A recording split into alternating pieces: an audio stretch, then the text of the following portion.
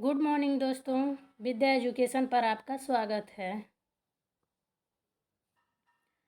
भारतीय राज्य व्यवस्था एवं शासन में यह चैप्टर है शासन प्रणाली। तो आइए देखते हैं इसका वन लाइनर क्वेश्चन नंबर 1। राज्य का सबसे महत्वपूर्ण तत्व है संप्रभुता। भारतीय संविधान में जिस प्रकार की शासन प्रणाली की व्यवस्था की गई है वह है संसदात्मक। भारतीय संविधान की विशेषता है संसदात्मक सरकार, संघात्मक सरकार तथा स्वतंत्र न्यायपालिका। अगला क्वेश्चन है, भारत में संसदीय प्रणाली की सरकार है क्योंकि मंत्रिपरिषद लोकसभा के प्रति उत्तरदायी है। भारत के संदर्भ में संसदीय शासन प्रणाली में निम्न सिद्धांत संस्थागत रूप में निहित है। तो नंबर 1, मंत्रिमंडल के सदस्य संसद के सदस्य होते हैं। नंबर 2, जब तक मंत्रियों को संसद या लोकसभा का विश्वास प्राप्त रहता है तब तक ही वे अपने पद पर बने रहते हैं। अगला क्वेश्चन है, संसदात्मक शासन व्यवस्था में बताना है आगे क्या है। तो विधायिका का कार्यपालिका पर नियंत्रण होता है। राष्ट्रपति पद्धति में समस्त कार्यपालिका की शक्तियाँ निहित होती है, राष्ट्रपति में निहित होती है। भारत में राजनीतिक व्यवस्था के मूलभूत लक्षण है। नंबर 1, यह एक लोकतांत्रिक गणतंत्र है। 2, इसमें संसदात्मक रूप की सरकार है। 3, सर्वोच्च सत्ता भारत की जनता में निहित है। अगला है सही कथन है, भारत का लोकतांत्रिक राज्य व्यवस्था है। नंबर 2, भारत एक संप्रभुता संपन्न राज्य है। 3, भारत में लोकतांत्रिक समाज है। 4, भारत एक कल्याणकारी राज्य है। अगला है, भारतीय राजतंत्र की विशेषता है एक संविधान संगत सरकार, लोकतांत्रिक सरकार और विधि का शासन है। अगला है, कल्याणकारी राज्य वेलफेयर स्टेट का उद्देश्य है अधिकतम जनसंख्या का अधिकतम कल्याण सुनिश्चित करना। भारतीय संविधान का दर्शन है कल्याणकारी राज्य, समाजवादी राज्य, राजनैतिक समानता। भारत में राजनैतिक सत्ता का प्रमुख स्रोत है जनता। अध्यक्षात्मक शासन प्रणाली का आधारभूत तत्व है एकल कार्यपालिका। भारत में प्रजातंत्र इस तथ्य पर आधारित है कि जनता को सरकारों को चुनने तथा बदलने का अधिकार प्राप्त है। भारत का संविधान परिसंघीय विनिर्धारित होता है केंद्र और राज्यों के बीच शक्तियों का वितरण से। भारतीय संविधान है अंशतः कठोर और अंशतः लचीला। भारत की संसदीय शासन प्रणाली एवं ब्रिटेन की संसदीय शासन प्रणाली में अंतर है न्यायिक समीक्षा का। कथन ए, भारत के संविधान में एक संघीय प्रणाली का प्रावधान है। कारण आर, उसने एक बहुत शक्तिशाली केंद्र की रचना की है। दोनों ए और आर सही है तथा आर ए का सही स्पष्टीकरण नहीं है। भारत के संविधान का संघीय लक्षण है केंद्र तथा राज्यों के बीच शक्ति का बंटवारा, पूर्ण रूप से लिखित संविधान, स्वतंत्र न्यायपालिका। भारतीय संघीय व्यवस्था में एकात्मक तत्व है राज्यपालों की नियुक्ति, राज्यसभा में असमान प्रतिनिधित्व, अखिल भारतीय सेवाएं। भारत में संघीय व्यवस्था से संबंधित सही कथन है संविधान शासन की मूल संरचना के लिए एक संघीय व्यवस्था की प्रस्तावना करता है तथा एकात्मक सुझाव का उसमें सशक्त मिश्रण है। अगला क्वेश्चन है, कथन ए, भारत का राष्ट्रपति परोक्षतः निर्वाचित होता है। कारण आर, भारत में संसदीय प्रणाली को गणतंत्रवाद के साथ जोड़ा गया है। दोनों ए और आर सत्य है तथा आर ए का सही एक मान्य स्पष्टीकरण है। कथन है अगला, राजनीतिक दल लोकतंत्र के जीवन रक्त हैं। कारण आर, लोग खराब शासन के लिए सामान्यतः राजनीतिक दलों को कोसते हैं। तो ए और आर दोनों सही है तथा आर सही स्पष्टीकरण है ए का। अगला है कथन, भारत में संघवादिता व्यवहारिक नहीं है क्योंकि भारत एक संघीय राज्य नहीं है। तो ए सही है परंतु आर गलत है। अगला कथन है, भारत की संघात्मक संरचना का मुख्य उद्देश्य इसकी बहुआयामी विविधताओं में से एक राष्ट्र का निर्माण करना और राष्ट्रीय एकता को संरक्षित करना था। क्योंकि कारण आर है, क्योंकि विविधताओं के समंजन से एक सशक्त न कि कमजोर भारतीय राष्ट्रीयता का निर्माण हुआ है। तो ए और आर दोनों अपने आप में सत्य हैं। आर ए की सही व्याख्या करता है। कथन ए, महिलाएं, दलित, निर्धन एवं अल्पसंख्यक समूह भारत में लोकतंत्र के सबसे बड़े दावेदार हैं। कारण आर, भारत में लोकतंत्र अधिक आत्मसम्मान की कामना का वाहक बनकर उभरा है। दोनों ए और आर सत्य है तथा आर ए का एक मान्य स्पष्टीकरण है। भारतीय संविधान के बृहद होने के कारण है। यह संघ तथा राज्य सरकारों का संविधान है। कारण ए, भारतीय संविधान अर्धसंघात्मक है। कारण आर, क्योंकि भारतीय संविधान न तो संघात्मक है और न ही एकात्मक। ए तथा आर दोनों सही है तथा आर ए की सही व्याख्या करता है। भारतीय संघवाद को सहकारी संघवाद कहा है। जी ऑस्टिन ने कहा है। भारत अर्धसंघात्मक राज्य है कहा था। केसी ह्यूयर ने कहा था। भारतीय संविधान अधिक कठोर तथा अधिक लचीले के मध्य एक अच्छा संतुलन स्थापित करता है। कथन है, केसी ह्यूयर का कथन है। संविधान को संघात्मकता के तंग ढांचे में नहीं ढाला गया है। कथन है, बी आर अम्बेडकर का। भारतीय राजनीतिक पद्धति के बारे में सही है। धर्मनिरपेक्ष राज्य, संसदीय पद्धति की सरकार, संघीय नीति गणतंत्रीय अवधारणा से संबंधित है। एक राज्य जिसमें जनता सर्वोच्च हो, सर्वोच्च शक्ति निर्वाचित प्रधान में निहित हो। एक ऐसी सरकार जो जनता द्वारा निर्वाचित प्रतिनिधियों की हो। अगला है, संवैधानिक सरकार वह है जो व्यक्ति की स्वतंत्रता के हित में राज्य की सत्ता पर प्रभावकारी प्रतिबंध लगाती है। अगला चैप्टर है राष्ट्रीय प्रतीक। तो आइए देख लेते हैं इसे भी। भारत का राष्ट्रीय पशु है बाघ। भारत का राष्ट्रीय पुष्प है कमल। भारत का राष्ट्रीय पक्षी है मोर। भारतीय राष्ट्रीय ध्वज में चक्र प्रतीक है न्याय का। भारत के राष्ट्रीय ध्वज में आरो तीली की कुल संख्या है 24। संपूर्ण राष्ट्रगान का वादन या गायन काल है 52 सेकेंड। अगला चैप्टर है राज्य एवं संघ राज्य क्षेत्र। भारतीय संसद को नया राज्य बनाने का अधिकार है। संविधान के अनुच्छेद 3 के अंतर्गत नए राज्य के गठन की शक्ति निहित है संसद में। भारत के संविधान के अंतर्गत राज्यों की सीमाओं को परिवर्तित करने की शक्ति है संसद को है। एक राज्य को संघ में सम्मिलित करने अथवा नए राज्यों की स्थापना करने की कार्यपालिकाई शक्ति प्राप्त है संसद को। संविधान के प्रथम अनुच्छेद के अनुसार भारत है राज्यों का यूनियन या संघ। नए राज्यों के निर्माण के बारे में सही है। तो आइए देखते हैं। संसद विधि द्वारा एक नए राज्य का निर्माण कर सकती है। इस प्रकार की विधि में संविधान की पहली अनुसूची और चौथी अनुसूची के संशोधन का प्रावधान होगा। इस प्रयोजन के लिए विधेयक संसद में तब तक पुनः स्थापित नहीं किया जा सकता जब तक इसे उस राज्य के विधानमंडल को निर्दिष्ट नहीं कर दिया गया है जिसके क्षेत्र, सीमाओं या नाम पर इसका प्रभाव पड़ता है। अगला क्वेश्चन है, भारत में एक नया राज्य सृजित करने वाले विधेयक को पारित होना अनिवार्य है संसद में साधारण बहुमत द्वारा। भारत में संघ राज्यों का प्रशासन होता है राष्ट्रपति द्वारा। कथन ए, भारत संघ नहीं है। कारण आर, क्योंकि किसी भी राज्य का क्षेत्र, सीमा, नाम उसकी सहमति के बिना भी परिवर्तित करने की शक्ति संघीय संसद को प्राप्त है। ये गलत है परंतु आर सही है।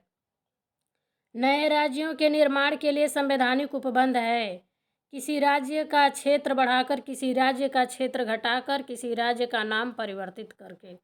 सही कथन है 1, संविधान में यूनियन ऑफ स्टेट शब्द प्रयुक्त हुआ है क्योंकि भारतीय राज्यों को अलग होने का अधिकार नहीं है। 2, एसके धर आयोग ने राज्यों के पुनर्गठन हेतु भाषा के आधार की अपेक्षा प्रशासनिक सुविधा को वरीयता दी थी। 3. पंडित नेहरू, सरदार पटेल और पट्टाभी सीतारामैया की अध्यक्षता में कांग्रेस कमेटी राज्यों के पुनर्गठन में भाषाई आधार के पक्ष में नहीं थी।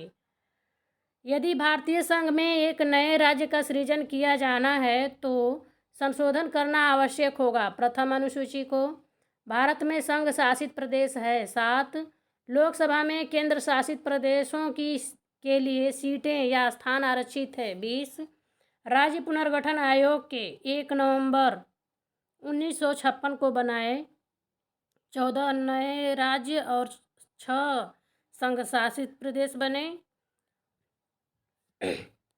भारत में 29 राज्य एवं 7 संघ शासित प्रदेश हैं।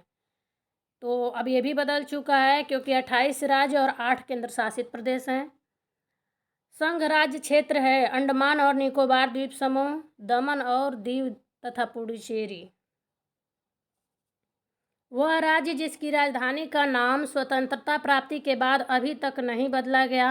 आंध्र प्रदेश नई राजधानी के रूप में हैदराबाद के स्थान पर अमरावती प्रस्तावित। दिल्ली है एक केंद्र शासित प्रदेश। दिल्ली को राष्ट्रीय राजधानी क्षेत्र का दर्जा दिया गया 69वें संविधान संशोधन द्वारा। सही कथन है। गोवा को 1987 में पूर्ण राज्य का दर्जा प्राप्त हुआ। दीव खंबात की खाड़ी गल्फ ऑफ खंबात में एक टापू है। नंबर 3 है दमन और दीव को भारतीय संविधान के 56वें संशोधन द्वारा गोवा से अलग किया गया। सिक्किम को विधिवत भारत संघ के एक पूर्ण राज्य के रूप में सम्मिलित किया गया 36वें संविधान संशोधन द्वारा। राज्यों का भारत संघ के संपूर्ण राज्य का दर्जा प्राप्त होने का सही कालानुक्रम है नागालैंड, हरियाणा, सिक्किम, अरुणाचल प्रदेश। भारतीय राज्यों का उसके निर्माण के अनुसार कालानुक्रम है सिक्किम, अरुणाचल प्रदेश, छत्तीसगढ़ और झारखंड। छत्तीसगढ़ राज्य स्वरूप में आया 1 नवंबर सन 2000 को। उत्तराखंड राज्य की स्थापना हुई वर्ष 9 नवंबर 2000 में हुई। विकल्प में दिए गए राज्यों का गठन निम्न वर्षों में हुआ था। राज्य और गठन का वर्ष: आंध्र प्रदेश 1953 ईस्वी, हरियाणा 1966 ईस्वी, हिमाचल प्रदेश 1971 ईस्वी, सिक्किम 1975 ईस्वी। सही सुमेलित है। राज्य और स्थापना वर्ष: नागालैंड 1 दिसंबर 1963 ईस्वी, मेघालय 21 जनवरी 1972 ईस्वी, सिक्किम 16 मई 1975 ईस्वी, अरुणाचल प्रदेश 20 फरवरी 1987 ईस्वी। राज्यों के निर्माण का सही अवरोही क्रम इस प्रकार है। तो राज्य निर्माण का वर्ष: हरियाणा 1966 ईस्वी, महाराष्ट्र 1960 ईस्वी, राजस्थान 1956 ईस्वी। सत्य कथन है। तो ये सारे कथन सत्य हैं।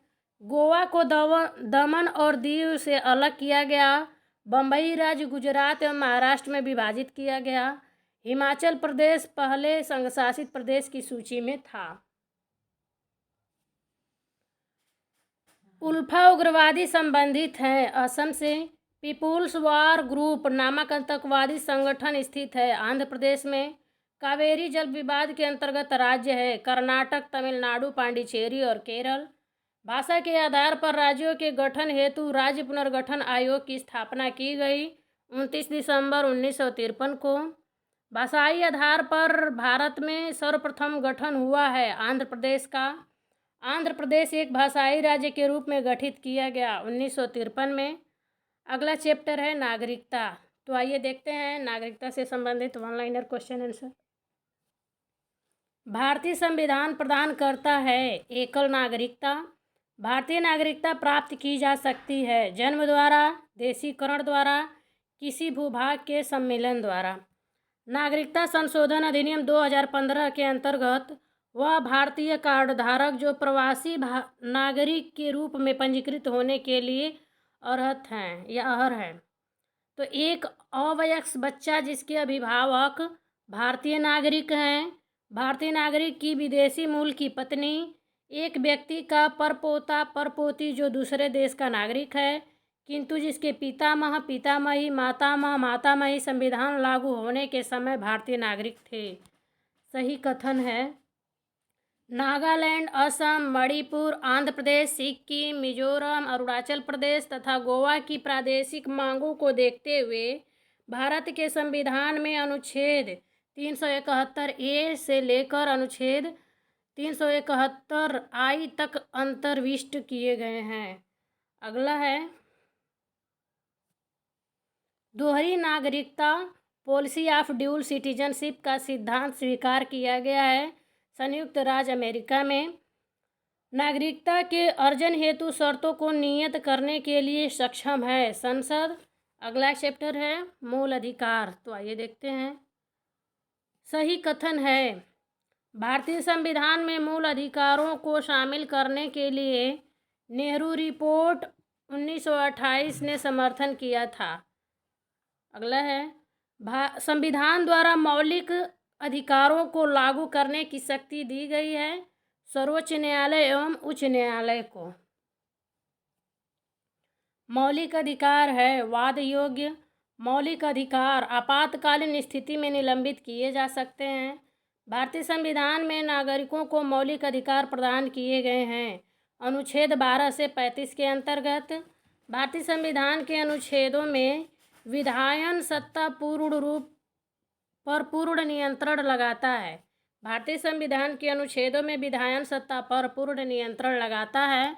अनुच्छेद 14 के अंतर्गत समानता का अधिकार संविधान के निम्न अनुच्छेदों में के अंतर्गत दिया हुआ है। अनुच्छेद 14, अनुच्छेद 15, अनुच्छेद 16, अनुच्छेद 17 और अनुच्छेद 18 में समानता का अधिकार दिया गया है। शिक्षण संस्थाओं में जिसमें गैर सरकारी व गैर अनुदान प्राप्त भी सम्मिलित हैं, अन्य पिछड़ों, अनुसूचित जाति व अनुसूचित जनजाति हेतु आरक्षण की सुविधा प्रदान की गई है। अनुच्छेद 15(5) के अंतर्गत। कथन ए सामाजिक, आर्थिक एवं राजनीतिक क्षेत्रों में समान आधार निर्मित करने के उद्देश्य से राज्य असमान लोगों के लिए भिन्न व्यवहार कर सकता है। कारण आर, क्योंकि समान लोगों में विधि समान होगी और समान रूप से प्रशासित की जाएगी। ए और आर दोनों सही है और ए की सही स्पष्टीकरण आर है। अगला क्वेश्चन है संवैधानिक प्रावधानों को संघीय संसद या राज्य विधान पालिकाओं द्वारा बनाए गए नियमों या कानूनों पर प्राथमिकता प्रदान करता है। अनुच्छेद 13। भारतीय संविधान के अनुच्छेद 13 का मुख्य उद्देश्य संविधान की सर्वोच्चता सुनिश्चित करना है। मौलिक अधिकार के संदर्भ में भारतीय संविधान में स्वतंत्रता का अधिकार 4 अनुच्छेदों द्वारा प्रदान किया गया है, जो है अनुच्छेद 19 से अनुच्छेद 22 तक। भारतीय न्यायालय को समान कार्य के लिए समान वेतन का मौलिक अधिकार निगमन करने हेतु सक्षम है। तो संविधान की प्रस्तावना में प्रयुक्त समाजवादी शब्द और ए को संविधान के अनुच्छेद 14 के साथ मिलाकर पढ़ना और ए को संविधान के अनुच्छेद 16 के साथ मिलाकर पढ़ना। तो ये मिलाकर पढ़ने पर ये सारे अधिकार दिए गए हैं। धर्म आदि के आधार पर विभेद का प्रतिषेध भारत के संविधान का अनुच्छेद 15 एक मूल अधिकार है जिसे वर्गीकृत किया जाएगा समता का अधिकार के अधीन। भारतीय संविधान में समता का अधिकार 5 अनुच्छेदों द्वारा प्रदान किया गया है। ये है अनुच्छेद 14 से अनुच्छेद 18 के बीच। भारतीय संविधान में जैसा निहित है समानता के मौलिक अधिकार में सम्मिलित है, तो वो है कानून के समक्ष समानता, सामाजिक समानता, अवसर की समानता। मौलिक अधिकारों के अंतर्गत बच्चों के शोषण से संबंधित है अनुच्छेद 24।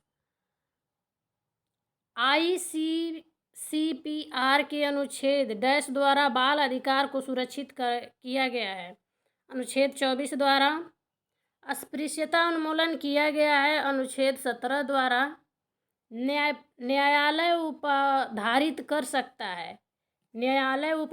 कर सकता है कि अपराध गठित करने वाला कोई कृत्य अस्पृश्यता के आधार पर किया गया था यदि ऐसा अपराध डैश के संबंध में किया गया है तो अनुसूचित जाति के सदस्य के। भारत में अस्पृश्यता का निवारण निम्न उपायों द्वारा किया जा सकता है।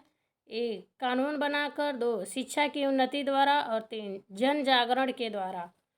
अगला है, मद्रास राज्य बनाम दोराय राजन 1951 के मुकदमे में भारतीय सर्वोच्च न्यायालय के निर्णय के परिणाम स्वरूप जिस मौलिक अधिकार को संशोधित किया गया वह है भेदभाव के विरुद्ध अधिकार। अनुसूचित जाति तथा अनुसूचित जनजाति को मौलिक सामाजिक, आर्थिक, राजनीतिक तथा सांस्कृतिक अधिकार दिया गया अनुच्छेद 17 के अंतर्गत।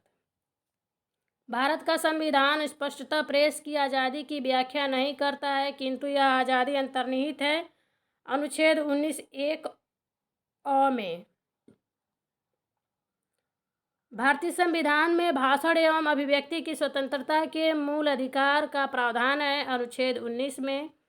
स्वतंत्रता के अधिकार के भाग के रूप में बिना हथियार के शांतिपूर्ण ढंग से इकट्ठा होने की स्वतंत्रता के अंतर्गत नहीं आता है। तो घेराव अफसर जो अपना कर्तव्य नहीं निभाते। नागरिक की विचार अभिव्यक्ति की स्वतंत्रता पर प्रतिबंध नहीं लगाया जा सकता है अवांछनीय आलोचना के कारण। व्यक्ति के विदेश यात्रा के अधिकार को संरक्षण प्रदान करता है अनुच्छेद 21। अनुच्छेद 19(1)(b) को अनुच्छेद 19(1)(d) को अनुच्छेद 21 से मिलाकर पढ़ने पर प्राप्त होता है एकांतता का अधिकार, इसे प्राइवेसी कहते हैं। धार्मिक स्वतंत्रता के अधिकार के प्रावधान के अंतर्गत सम्मिलित है 1. धर्म प्रचार करने का अधिकार, 2. सिखों को कृपाण धारण करने एवं रखने का अधिकार, 3. राज्यों को समाज सुधारक विधि निर्माण का अधिकार। अगला है, संविधान के अनुच्छेद 25 के अनुसार धर्म स्वातंत्र्य का अधिकार अधीन है सार्वजनिक व्यवस्था या स्वास्थ्य तथा सदाचार के कारण। सिखों द्वारा कृपाण धारण करना धार्मिक स्वतंत्रता का अंग माना गया है अनुच्छेद 25 के अंतर्गत। अनुच्छेद 25 का संबंध है धर्म की स्वतंत्रता से। सही सुमेलित है, एक तरफ अ और ब दिया गया है। अनुच्छेद 23 मानव के दुर्व्यापार एवं बलात् श्रम का प्रतिबंध। अनुच्छेद 24 कारखानों आदि में बालकों के नियोजन का प्रतिषेध। अनुच्छेद 26 धार्मिक कार्यों के प्रबंध की स्वतंत्रता। अगला है, सही सुमेलित है, मानव के दुर्व्यापार तथा बलात् श्रम का प्रतिषेध अनुच्छेद 23। अल्पसंख्यक वर्गों के हितों का संरक्षण अनुच्छेद 29। संवैधानिक उपचारों का अधिकार अनुच्छेद 32। अगला है, अल्पसंख्यकों को अपनी मनपसंद शिक्षण संस्थाओं को स्थापित एवं संचालित करने के अधिकार को संरक्षण प्रदान करता है अनुच्छेद 30। भारतीय संविधान के अनुच्छेद 32 के अंतर्गत प्रवर्तित किए जा सकते हैं मौलिक अधिकार। सही सुमेलन इस प्रकार है सूची फर्स्ट में भारतीय संविधान का अनुच्छेद और सूची सेकंड में प्रावधान दिया गया है। तो देखते हैं इसे। अनुच्छेद 16(2) किसी भी व्यक्ति के साथ उसके वंश, धर्म अथवा जाति के आधार पर सार्वजनिक नियुक्ति के मामले में भेदभाव नहीं किया जा सकता। बी है अनुच्छेद 29(2) किसी भी नागरिक को धर्म, वंश, जाति, भाषा या इनमें से किसी भी आधार पर राज्य द्वारा संपोषित अथवा राज्य से सहायता प्राप्त करने वाली किसी भी शैक्षणिक संस्था में प्रवेश से वंचित नहीं किया जाएगा। सी है अनुच्छेद 30(1) सभी अल्पसंख्यकों को चाहे वे धर्म के आधार पर हो या भाषा के आधार पर अपनी पसंद की शैक्षिक संस्थाएं स्थापित करने और उन्हें संचालित करने का मौलिक अधिकार होगा। और अनुच्छेद 31(1) कहता है किसी भी व्यक्ति को कानून के प्राधिकार के सिवाय उसकी संपत्ति से वंचित नहीं किया जाएगा। मौलिक अधिकारों का संरक्षण है न्यायपालिका में। सही कथन है 1 के एम मुंशी संविधान का प्रारूप बनाने वाली समिति के एक सदस्य थे। 2 संविधान सभा द्वारा भारतीय संविधान स्वीकार किया गया था।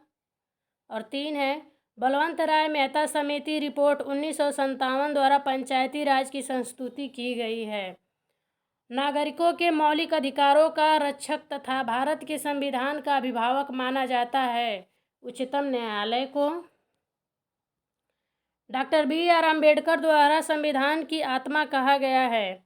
संवैधानिक उपचार का अधिकार अनुच्छेद 32 में। कथन ए, संविधान के अनुच्छेद 32 को डॉक्टर अम्बेडकर ने इसकी आत्मा कहा है। कारण आर, क्योंकि अनुच्छेद 32 मौलिक अधिकारों के अतिक्रमण के विरुद्ध प्रभावी उपचार का प्रावधान करता है। तो ए तथा आर दोनों सही है और ए का सही स्पष्टीकरण आर है। अगला है, व्यक्तिगत स्वतंत्रता के लिए उच्च न्यायालय जारी कर सकता है हैबियस कॉर्पस या बंदी प्रत्यक्षीकरण को। सही सुमेलन इस प्रकार है। मौलिक कर्तव्य संविधान का 42वां संशोधन। संसद मौलिक अधिकारों में संशोधन कर सकती है केशवानंद भारती केस के द्वारा।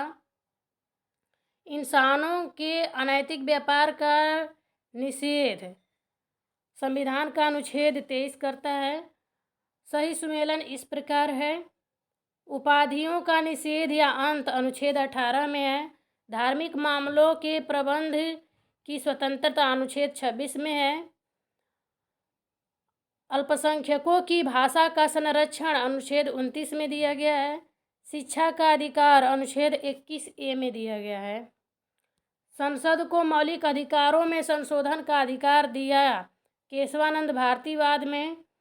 भारत के सर्वोच्च न्यायालय ने संविधान की मूल संरचना सिद्धांत बुनियादी ढांचा सिद्धांत का प्रतिपादन किया है। केशवानंद भारती बनाम केरल राज्य मुकदमे में।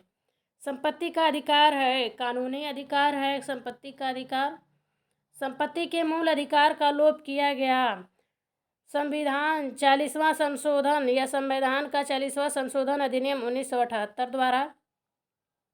वर्तमान समय में भारतीय संविधान के अंतर्गत संपत्ति का अधिकार है एक वैधानिक, विधिक या कानूनी अधिकार। भारतीय संविधान प्रदान नहीं करता है समान आवास का अधिकार। भारतीय संविधान में समानता का अधिकार जिन 5 अनुच्छेदों द्वारा स्वीकृत है वे हैं अनुच्छेद 14 से 18। भारतीय संविधान में नागरिकों को नहीं दिया गया है सूचना का अधिकार। सभी व्यक्तियों को प्राप्त है विधि के समान संरक्षण का अधिकार।